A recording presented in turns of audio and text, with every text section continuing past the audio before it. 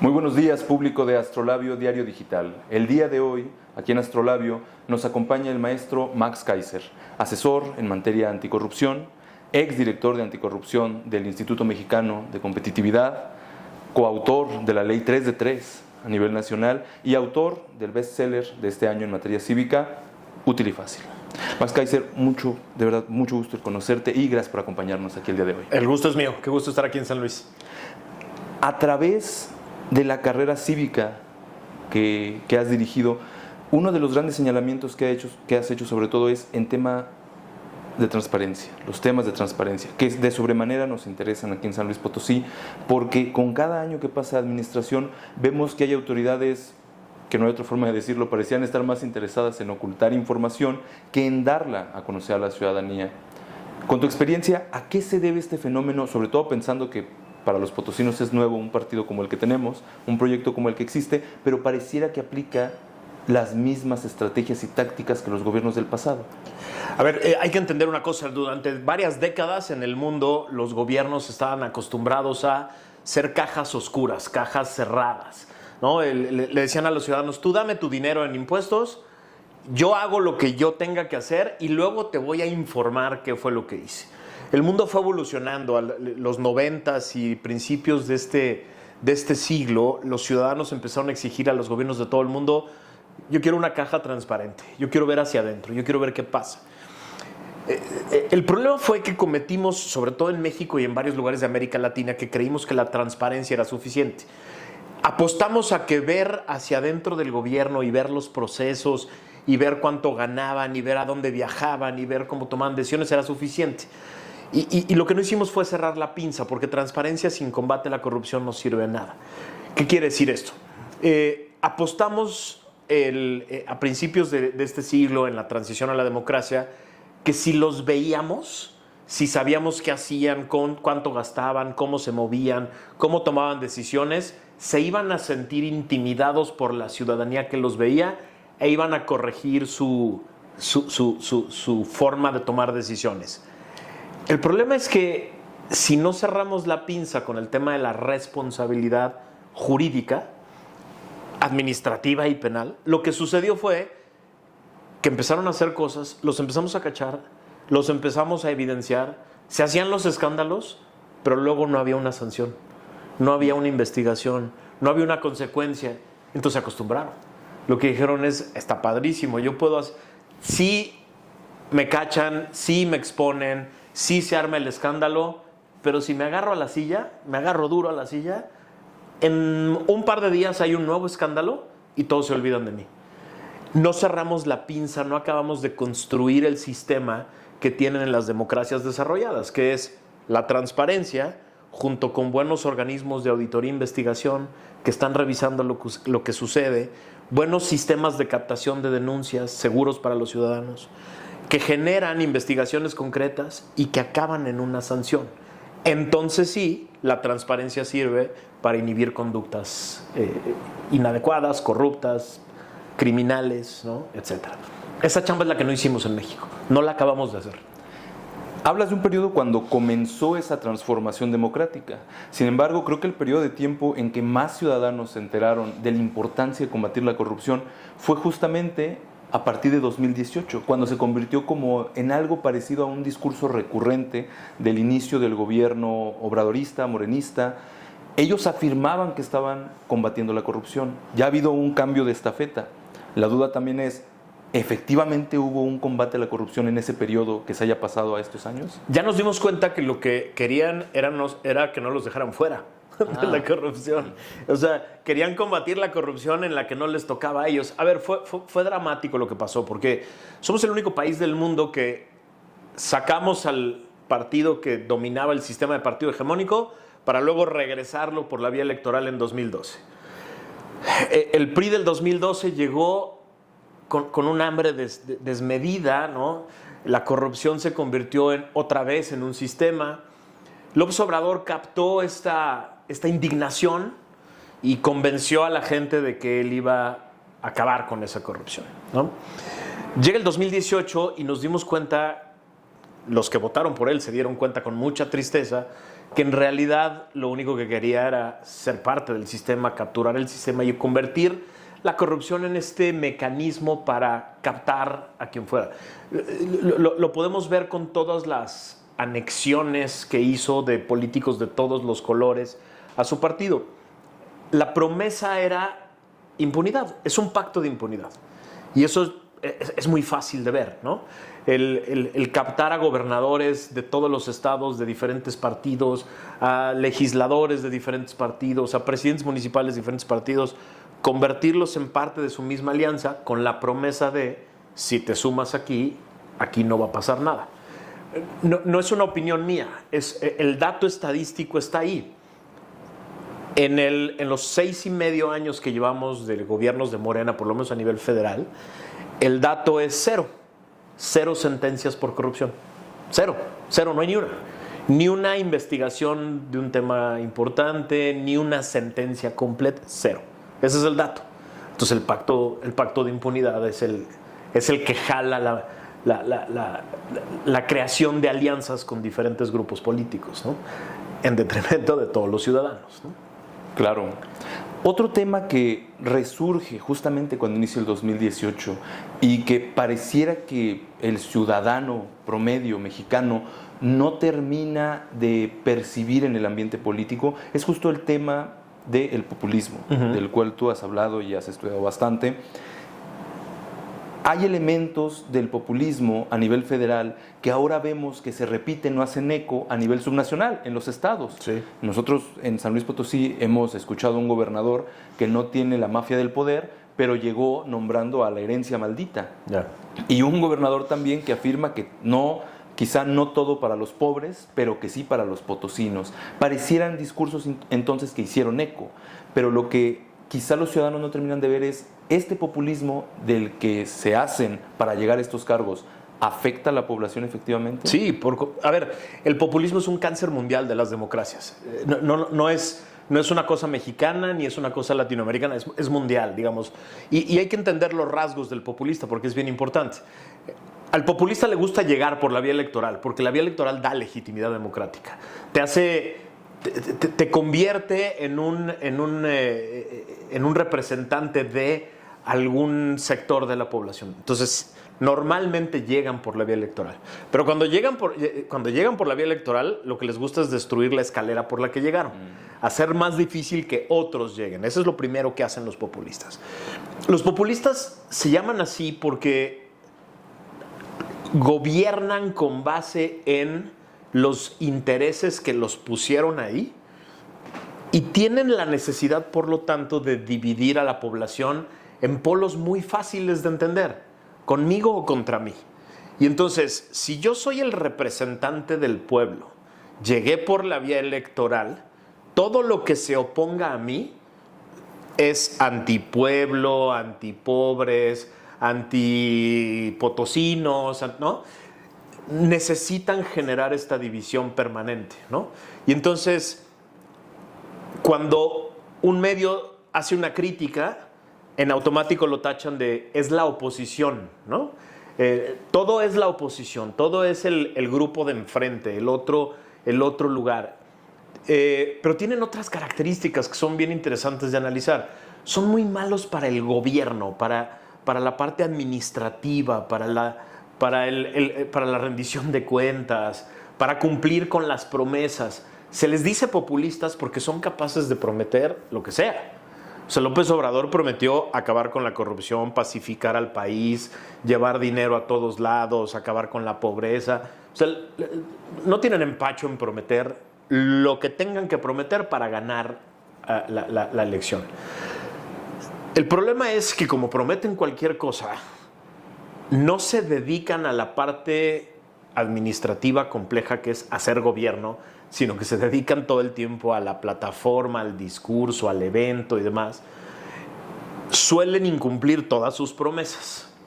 Y entonces la otra cosa que hacen siempre los populistas es echarle la culpa a alguien. Y normalmente la culpa la tiene alguien del bando de enfrente. El del pasado, el gobernador anterior, el presidente anterior, la economía, los neoliberales, los medios, los sindicatos, los empresarios. siempre hay un enemigo, siempre hay un causante, siempre hay alguien que no los deja avanzar. Y entonces viven siempre en este licuado de pretextos, de discursos, y sobreviven así. El populista lo puedes ver con el presidente americano, o con Erdogan en Turquía, o con Maduro en Venezuela, o los Kirchner antes de que salieran en Argentina. Viven al día. Lo importante no es dar resultados o gobernar bien. Lo importante es sobrevivir el día y ganar la narrativa del día. A eso se dedican. Y entonces no tienen tiempo nunca para gobernar. Nunca se sientan en una mesa con sus gabinetes a tomar decisiones de política pública, a diseñar proyectos que vayan a funcionar, porque están todo el día en la calle y todo el día en el discurso y todo el día en las pantallas tratando de convencer a la gente. Y entonces, regreso a la pregunta que era, ¿y cómo nos afecta a nosotros? Así. O sea, como no hay gobierno, como no hay resultados, como lo que les preocupa no es cumplir con sus promesas, sino ganar el discurso del día, empieza a empeorar todo, ¿no? O sea, hoy estamos en un país en el que la economía está, en el mejor de los casos, en cero. Hoy con el IGAE que salió ya estamos en menos 0.3 de actividad económica anual. No hay inversión, los empleos están cayendo, hay menos patrones registrándose en el IMSS, la violencia está a todo lo que da en todo el país. Y entonces los efectos empiezan a sentirse directo. O sea, la población los empieza a padecer porque su gobierno se dedica a cuidar su imagen y no a hacer gobierno. Hablamos hasta ahora de la impunidad, sí, por un lado. Y por otro lado, de un populismo que está interesado en derribar las escaleras que lo llevaron a donde está. Sí. Pero podemos entonces conceder que el populismo ya está instalado en nuestro país.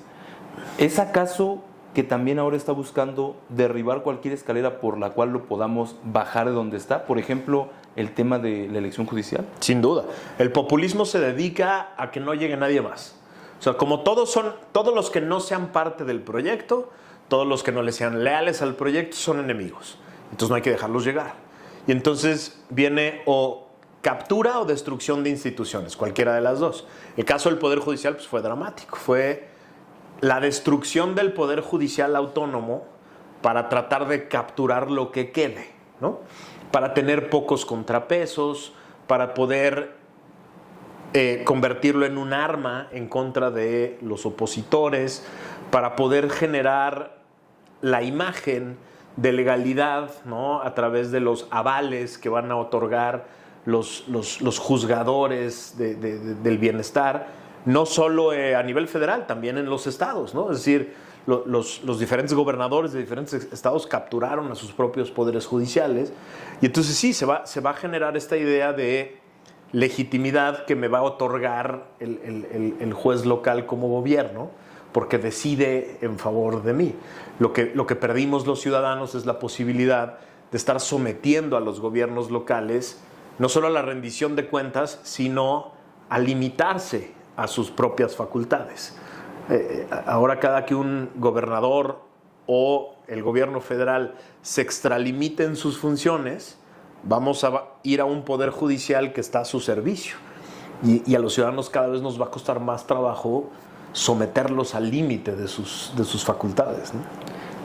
Ante este problema tan complejo, que por como lo hemos comentado lleva años fraguándose, te hemos escuchado decir que lo que necesitamos es quizá ya no cambiar solo o no voltear a ver a los políticos, sino pensar desde la ciudadanía. Sin duda. Y es entonces cuando este año nos compartes el libro Útil y Feliz, un nuevo ciudadano estoico. ¿Hacia quién ve el libro y qué contiene? Es muy padre el proceso, porque cuando yo iba a hacer un libro con Penguin, un segundo libro, hicimos Paco Calderón, el caricaturista, y un libro que se llamaba Lo que diga tu dedito, y cuando empezamos con Penguin a platicar qué sigue, iba a ser, de hecho ya la base de datos está de todo lo que causó la muerte de la democracia. O sea, básicamente el libro era una autopsia de la democracia, pero no me dio el alma para hacer eso. Pero también lo que encontré es que todo esto pasó porque los ciudadanos lo permitimos. Somos 130 millones de personas El aparato que le llamamos gobierno en los diferentes estados son alrededor de 5,000 personas. Y eso contando a los secretarios y subsecretarios federales, al presidente, a los legisladores locales y federales, 5,000 personas. Y dejamos que esas 5,000 personas hicieran lo que quisieron. Entonces hay una parte de corresponsabilidad de la ciudadanía que permitió que esta transición a la democracia que logramos en el 2000 pues no perdurara, no cuajara, no se consolidara. Entonces mi decisión fue: no voy a escribir de la muerte de la democracia, voy a escribir del ciudadano que necesitamos. ¿Qué es ese ciudadano que necesitamos? Le digo útil y feliz porque los estoicos decían que no hay manera de ser feliz si no soy útil. En un entorno en el que no puedo vivir como yo quiero vivir, no hay manera de ser feliz. El entorno no cambia solo, el entorno lo tengo que cambiar yo. Y entonces la manera más lógica de aspirar a vivir feliz con los míos, con mi comunidad, en un país, es si yo ayudo a construir un mejor entorno. De eso se trata básicamente el libro. O sea, cómo son 4 capítulos, cómo entendemos quiénes somos. O sea, el primer capítulo es la relación conmigo. El segundo capítulo es la relación con mi tribu. Cómo mi tribu y yo en mi metro cuadrado somos mejores personas. Y luego, el tercero, mi tribu en la comunidad, en la ciudad, en el municipio, en la alcaldía, si vivimos en la Ciudad de México. Y a partir de ahí, cómo me relaciono con el poder, cómo entiendo al poder. Y entonces el cuarto capítulo es el populismo autoritario como un cáncer y cómo lo enfrentamos. Cómo enfrentamos cada una de estas características que te decía hace rato que tiene el populismo, como ciudadanos que sabemos mejor quiénes somos, con quién contamos y cómo nos organizamos para pelear con el poder. Básicamente de eso trata el libro. Entonces, solo para puntualizar, justo porque lo estamos viviendo de manera presencial aquí en San Luis Potosí, a veces los potosinos piensan que el poder es quien controla el espacio, pero la propuesta es, desde la ciudadanía, ir y controlar ese poder. Absolutamente. No sé si lo usan aquí los potosinos, pero los chilangos lo utilizamos mucho, el hay que. Cuando tú escuchas a una persona decir hay que, lo que está queriendo decir es: yo tuve la idea de lo que se tiene que hacer, pero yo no lo voy a hacer, ¿no?